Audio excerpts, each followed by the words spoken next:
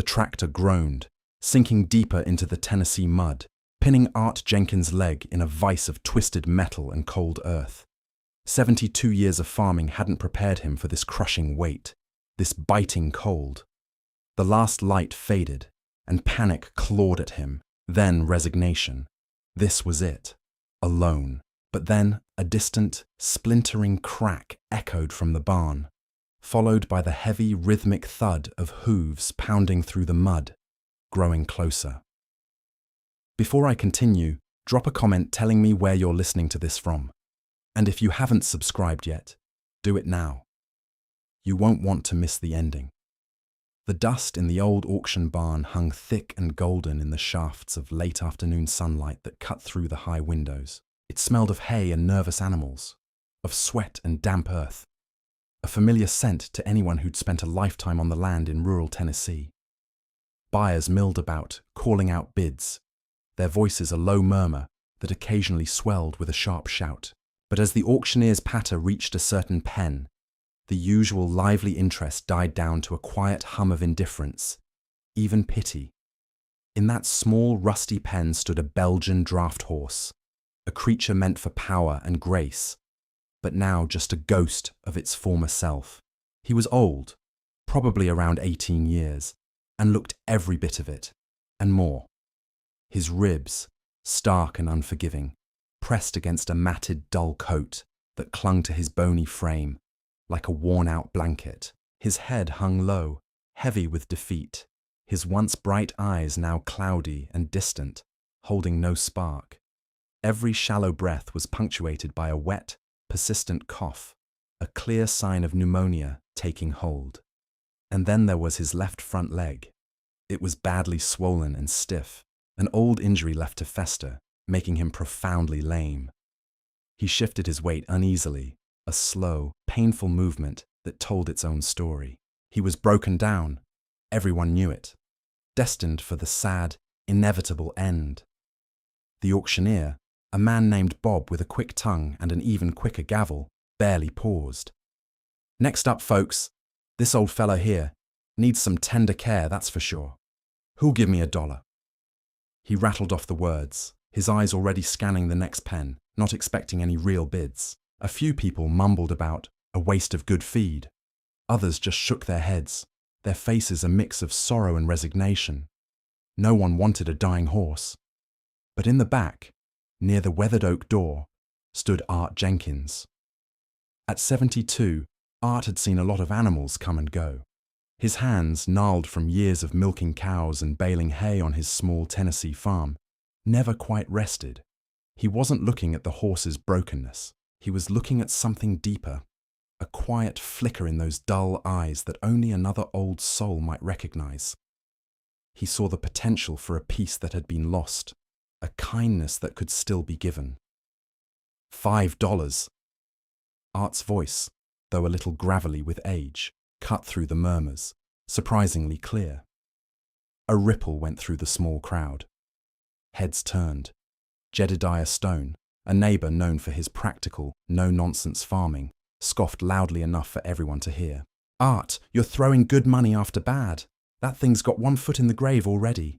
Be a mercy to put it down, not drag it out." He said it with a shake of his head, a mix of concern and disbelief in his voice. Martha Higgins, a sharp-tongued woman from a few miles down the road, added her own 2 cents. $5 for a ghost. You'll be feeding a ghost, Art. You've gone soft in your old age, truly. Her words, meant to sting, floated across the dusty air. Art just stood there, his gaze still fixed on the horse. He felt the weight of their words, the judgment, the pity mixed with ridicule. They thought he was foolish, sentimental, perhaps even senile. $5 wasn't much money to most, but for Art, living on a tight budget after retiring from dairy farming, every penny counted. He knew this $5 was just the start. It would cost him time, effort, and feed, resources he couldn't easily spare. But he didn't falter. He simply nodded when the auctioneer, surprised but happy to close the deal, banged his gavel. Sold to Art Jenkins for $5. As Art made his way to collect his new, ailing companion, he could feel the eyes of the other buyers on him, still shaking their heads, mumbling about senile sentimentality and predicting the horse wouldn't last the week. But Art ignored them, his focus entirely on the immense, sad animal waiting for him. He moved slowly, deliberately, a man with a quiet mission, leading the old Belgian draft horse, now his, out of the dusty chaos and into the fading light of the Tennessee afternoon. Art led the immense horse, slowly, carefully back to his farm. The old Belgian moved with a laboured limp, each step a testament to his suffering, his head still low. Art had prepared a stall, clean and deep with fresh straw, a quiet haven away from the bustling barn where his other animals usually resided. For the first few days, Atlas remained a study in stillness, a large, sad statue. He barely touched the special soft mash Art prepared, made with warm water and molasses, tempting as it smelled.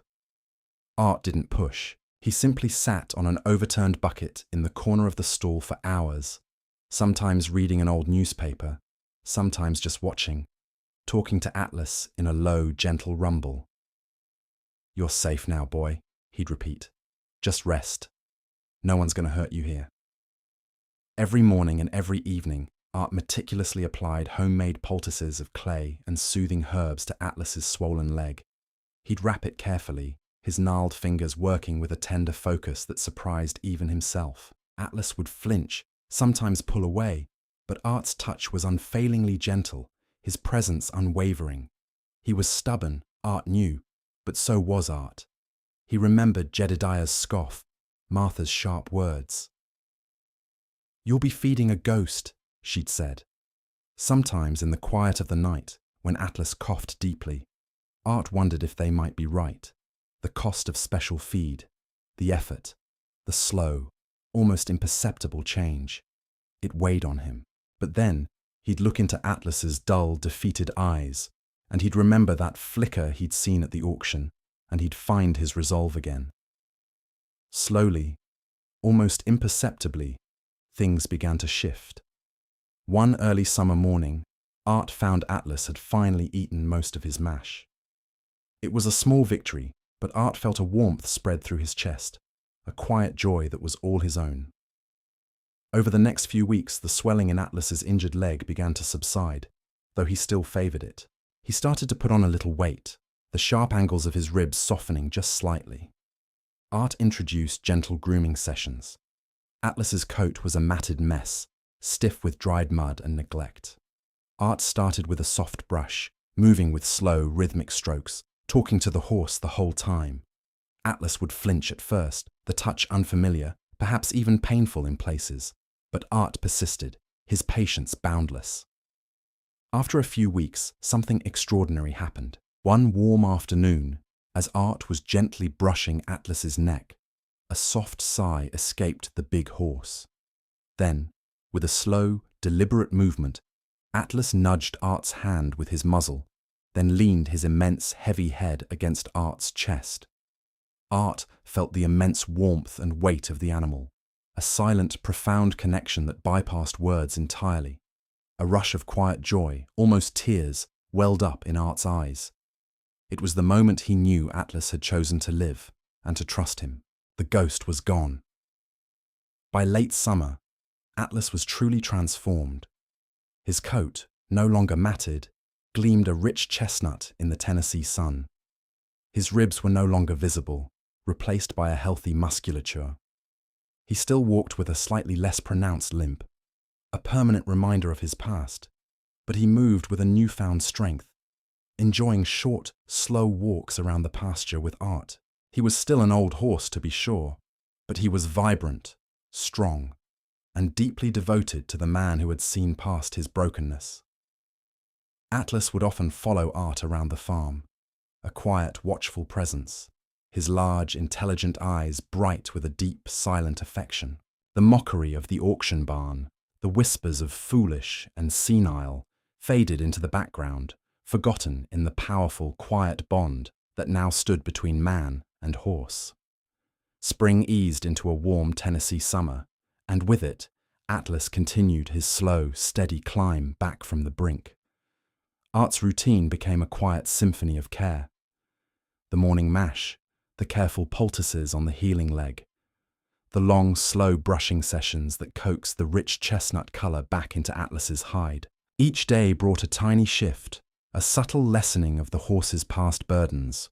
The cough that had racked Atlas's massive frame at the auction slowly faded, replaced by deep, even breaths. The dullness in his eyes began to clear, revealing a liquid depth, intelligent and watchful. Art still spent hours in the stall, not always talking, sometimes just sitting, a silent companion to a silent friend.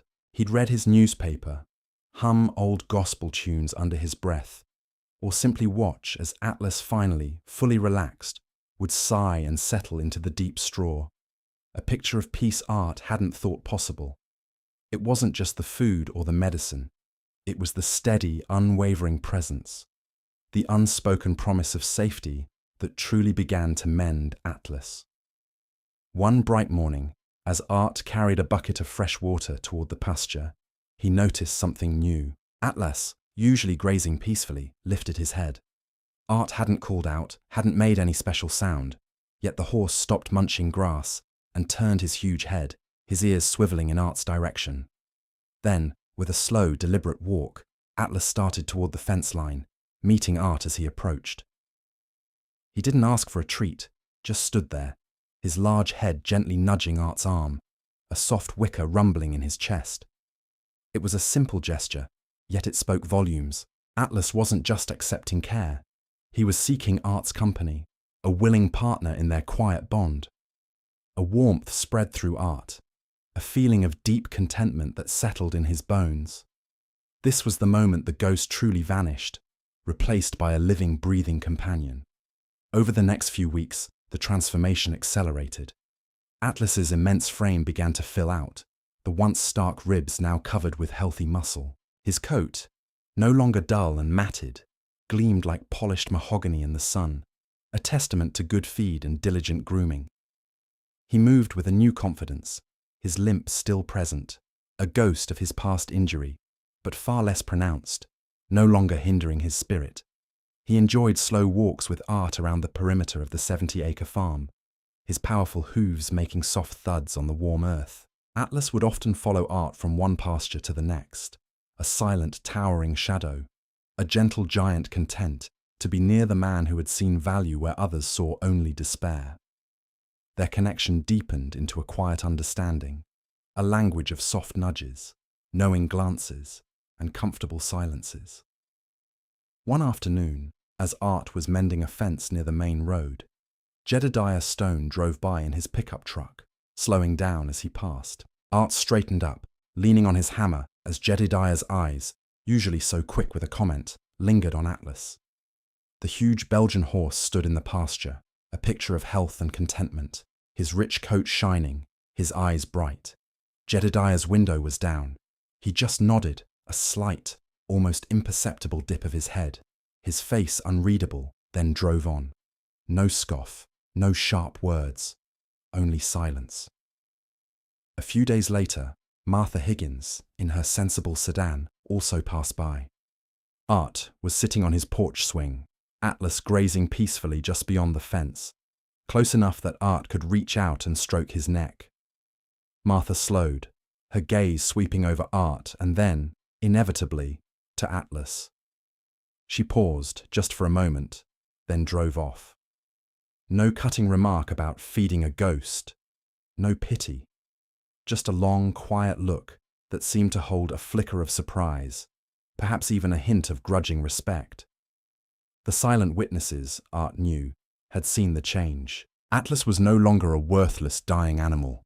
He was a majestic presence, a silent sentinel, living proof that kindness could indeed bring a creature back to life. He was fully Atlas now, Art's faithful companion, a vibrant part of the Tennessee landscape. The raw, damp chill of late autumn had settled over Art Jenkins's Tennessee farm, biting at the edges of the day. Recent heavy rains had turned the usually firm fields into a muddy, treacherous sponge, the earth soft and yielding underfoot. Art knew he was pushing it, trying to get the last of the baled hay in from the far back 40 before the last sliver of daylight vanished completely. But he hated to leave anything out, especially with winter threatening to move in for good. He was on his old, faithful tractor, the engine's rumble a familiar comfort as he pulled a heavy wagon laden with golden bales. The sun, a bruised plum in the western sky, was already dipping below the tree line, painting the low-hanging clouds in shades of purple and charcoal. He drove slowly, carefully, his 72-year-old eyes scanning the treacherous terrain, trying to judge the depth of the puddles and the stickiness of the mud. He knew this land like the back of his hand, but the rain had changed it, made it unpredictable. Then, it happened. Without warning, without a sound that could prepare him, the tractor's left front wheel dropped. It wasn't just a rut. It was a hidden, collapsed culvert, a deep, water-filled gully concealed by tall, sodden grass that had looked just like solid ground. The heavy machine lurched violently, tilting sharply to the left. Art, caught completely off guard, was thrown against the steering column. His hands gripped the wheel instinctively, but the force was too great. As he tried to brace himself, tried to jump clear of the sudden, sickening lean, his right leg twisted at an unnatural angle and slammed, hard, beneath the dashboard. The heavy metal pinned him, a crushing weight against his thigh and knee. The engine sputtered once, a pathetic cough, then died. An unnatural, absolute silence descended, broken only by the drip of water from the tractor's undercarriage and the distant croaking of frogs beginning their nightly chorus. The tractor lay at a sharp, dangerous angle, its left side submerged in murky water, its right wheels clinging precariously to the muddy bank. Art was trapped, his leg throbbing with an excruciating pain that flared with every attempt to move. The cold of the deep mud was already seeping into his work pants, chilling him to the bone. The last of the sunlight vanished, swallowed by the rising darkness. Art was far from the house, deeper into the back 40 than usual, and he knew, with a sickening lurch of his stomach, that no one knew where he was. He was alone, utterly, terribly alone. A cold, sharp wave of panic began to set in, rising like the nighttime fog from the low-lying fields. He shouted, his voice hoarse, but it was a small, thin sound that was swallowed immediately by the vast, silent fields and the encroaching gloom. The air grew colder. He tried to push himself free, gritting his teeth against the searing pain in his leg, but the tractor's immense weight was unyielding.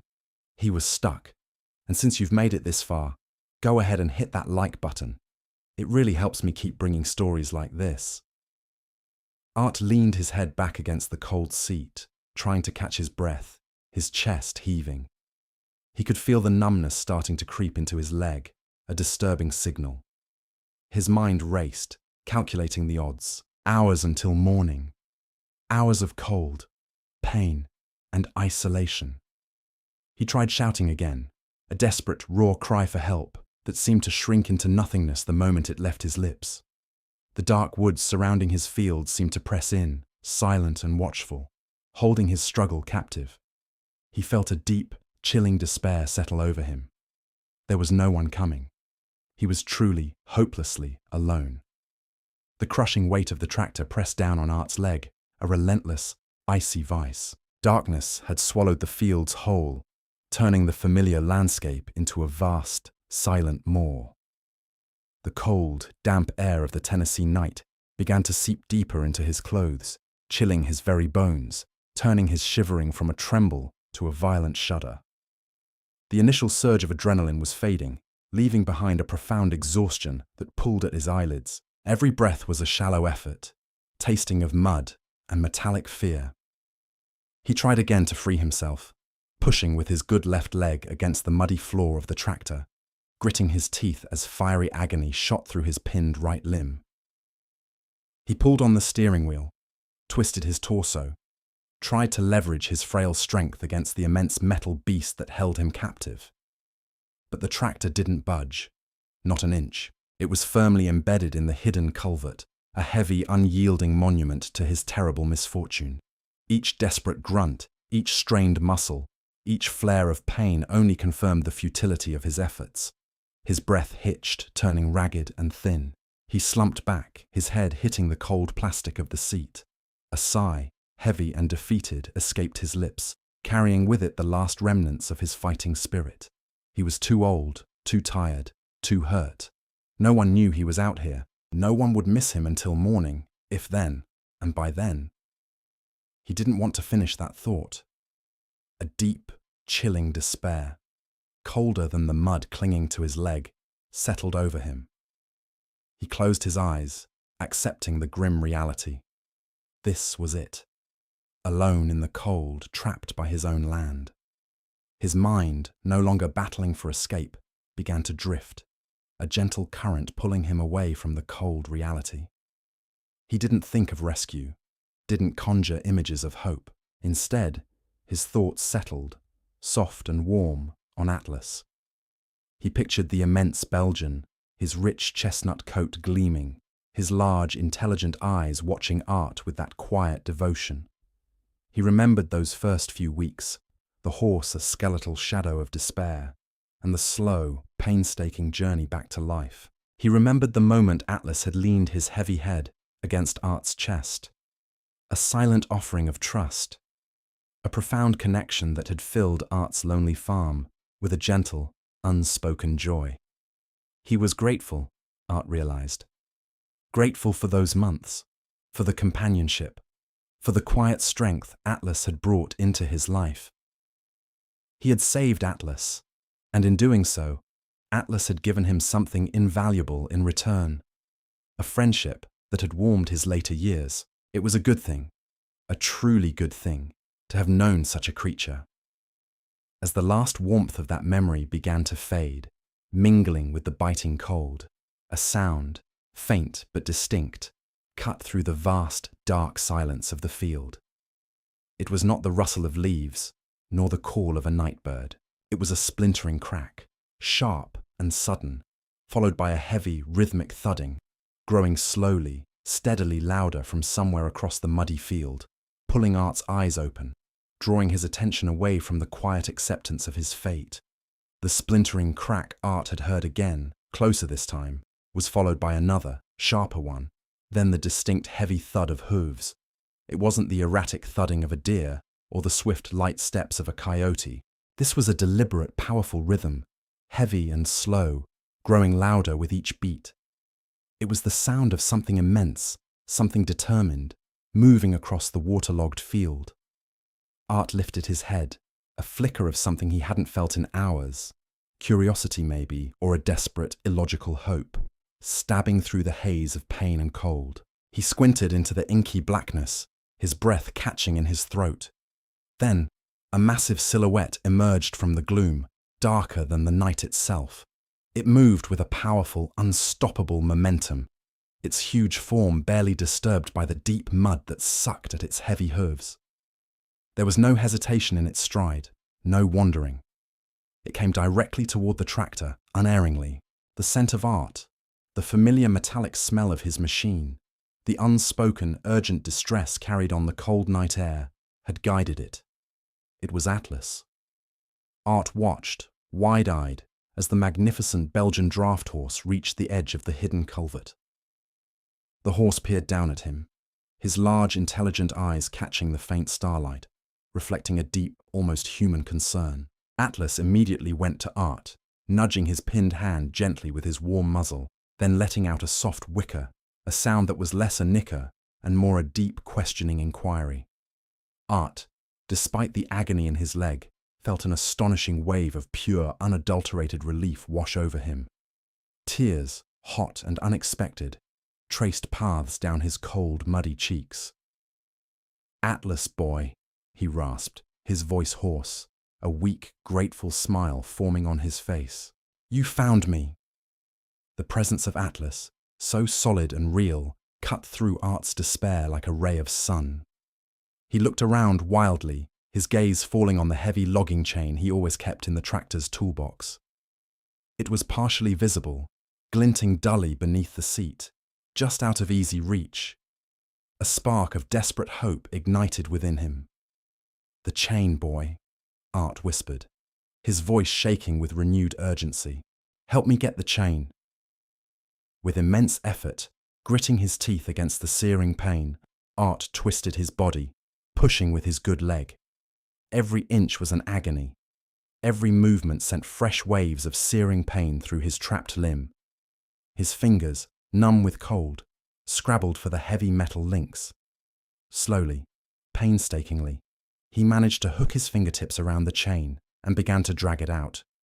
It was heavy, slick with mud, but he didn't stop. He couldn't.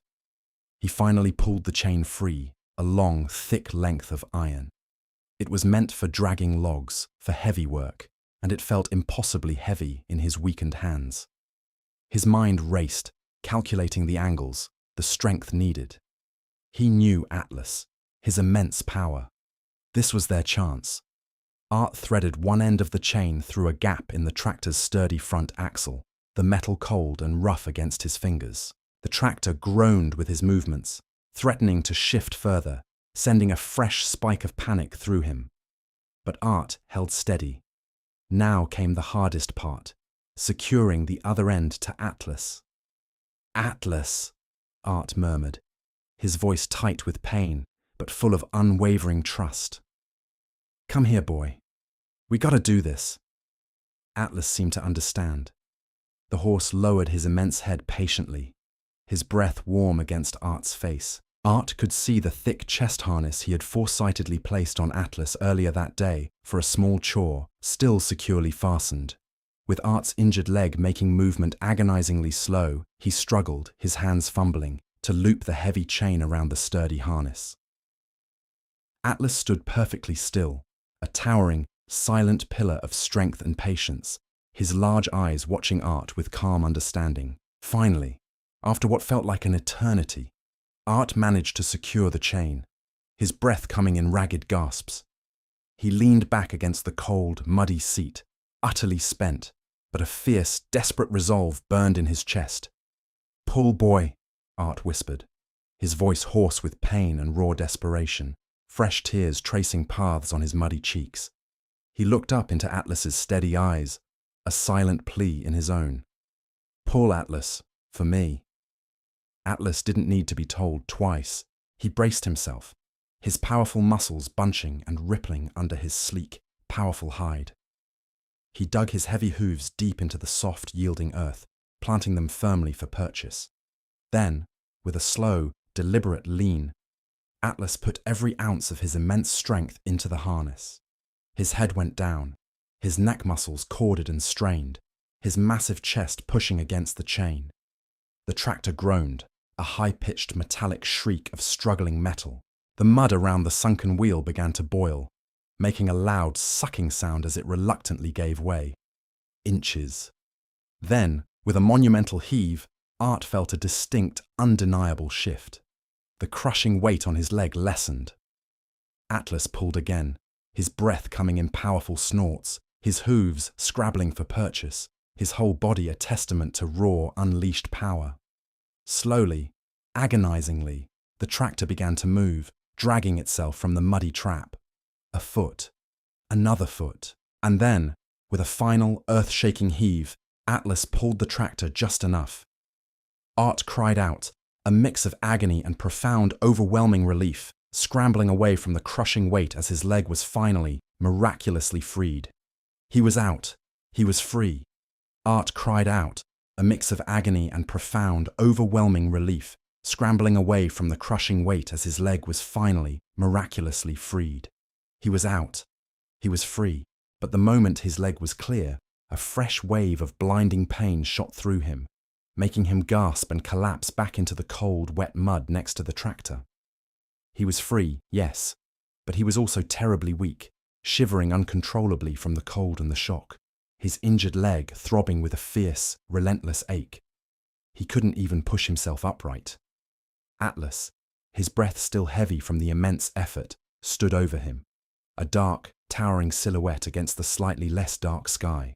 The horse nudged Art's shoulder gently with his muzzle, a soft whicker rumbling deep in his chest, a sound of gentle inquiry, as if asking if he was truly all right. "Oh, Atlas," Art whispered, his voice cracking, reaching out a trembling hand to stroke the horse's immense, warm flank. "My boy, my brave, good boy." He lay there for a moment, letting the sheer relief wash over him, letting the warmth of Atlas's presence soak into his chilled bones. The despair that had gripped him so tightly moments before was utterly gone, replaced by an overwhelming sense of gratitude. After a moment, Art tried to push himself up, grunting with effort. His legs screamed in protest, refusing to bear any weight. He fell back, a soft groan escaping his lips. Atlas, as if sensing Art's struggle, lowered his head again, bringing his powerful neck closer. Art looked up at the giant horse, then slowly, carefully, reached out and gripped Atlas's thick, sturdy mane. He used the immense strength of the Belgian as his anchor, pushing off the muddy ground, slowly pulling himself up. He leaned heavily on Atlas's side, the horse a warm, living wall of support. The big horse remained perfectly still, a silent, unwavering pillar, letting Art transfer his full weight onto him. "All right, boy," Art breathed, his voice still shaky, but now holding a spark of resolve. "Let's get home." Leaning heavily on Atlas, Art began the slow, painful journey back across the vast, muddy field. Every step was an agony, his injured leg protesting fiercely, sending stabs of fiery pain up to his hip. But Atlas walked beside him, his immense body a constant source of support, moving with a careful, measured pace that perfectly matched Art's agonizing limp. The horse's huge hooves squelched through the mud with practiced ease, but he never pulled ahead, never jostled Art. He was a silent guardian, a loyal shadow in the utter darkness, occasionally nudging Art gently with his muzzle, as if to say, "I've got you, old friend." Art rested his head against Atlas's warm shoulder, finding a strange comfort in the horse's rhythmic breathing and the steady beat of his heart. He whispered broken words of gratitude into the dark.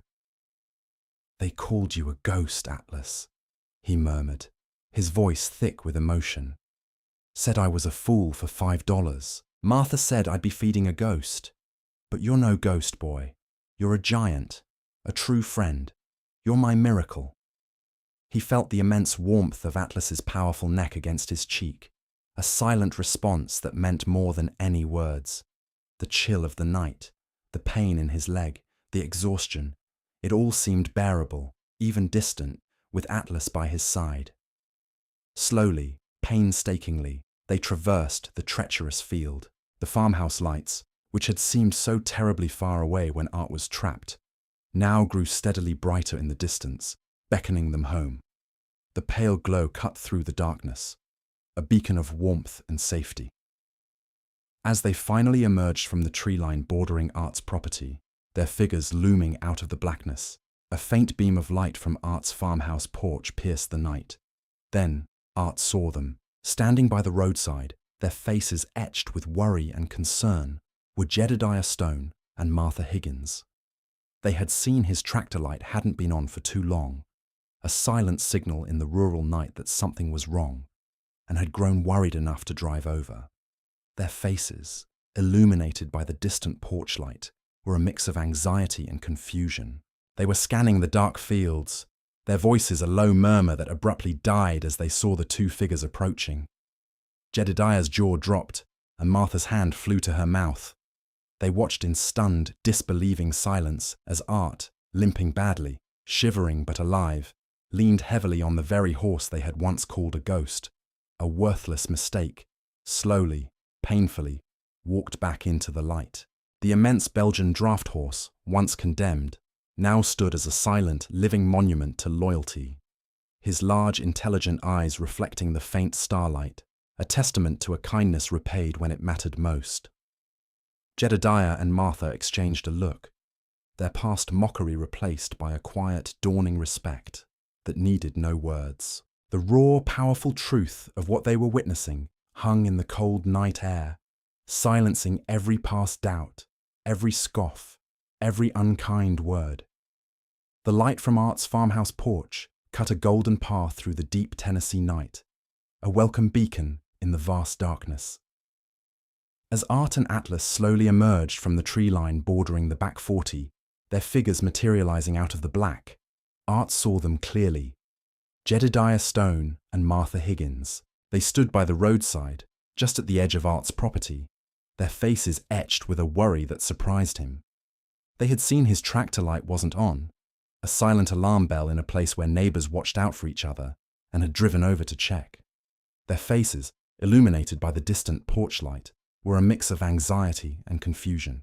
They had been scanning the dark fields, their voices a low murmur of concern that abruptly died as they finally caught sight of the two figures approaching. Jedediah's jaw dropped, and Martha's hand flew to her mouth, covering a gasp. They watched in stunned, disbelieving silence as Art, limping terribly, shivering but undeniably alive, leaned heavily on the very horse they had once called a ghost, a worthless mistake. Art and Atlas slowly, painfully, walked back into the warmth of the porch light's glow. The immense Belgian draft horse, once condemned, now stood as a silent, living monument to loyalty, his large, intelligent eyes reflecting the faint starlight, a testament to a kindness repaid when it mattered most. Jedediah and Martha exchanged a look, their past mockery replaced by a quiet, dawning respect that needed no words. The raw, powerful truth of what they were witnessing hung in the cold night air, silencing every past doubt, every scoff, every unkind word. "Art," Martha finally managed, her voice hushed, almost reverent, as they got closer. "Good heavens, Art. What happened?" Art managed a weak, tired smile, still leaning on Atlas.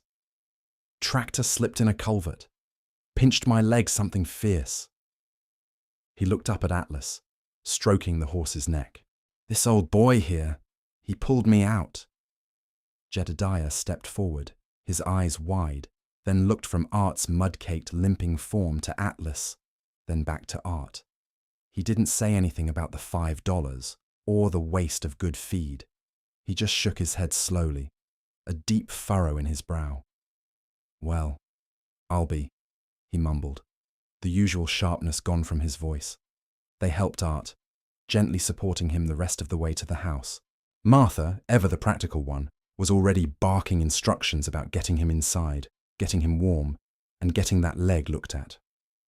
Art waved off any serious fuss, just grateful to be home, but he let them help him to his favorite armchair by the crackling fire. Atlas, having delivered his precious cargo, stood for a moment by the porch, then turned and slowly walked toward his pasture, a quiet, watchful presence, melting back into the shadows of the night. Days later, Art was moving a bit better, his leg bandaged but mending. He sat on his porch swing, a warm mug of coffee in his gnarled hands, watching the morning sun spill over his fields. Atlas grazed peacefully in the pasture, a magnificent, healthy figure. Suddenly, Art saw Jedediah's pickup truck pull up to the fence line. Jedediah got out, not making any move toward the house. He just stood there for a long moment, leaning against the fence, his gaze fixed entirely on Atlas. The big horse, sensing a presence, lifted his head, his ears swiveling. Jedediah just looked at him, his face unreadable, no words passing his lips. There was no scoff now, no judgment, just a quiet, profound silence that spoke volumes about a kindness repaid and a loyalty that defied all expectation. If this story moved you, subscribe to the channel, leave a like, and share it with someone who needs to hear this today. Your support is what brings these stories to more people.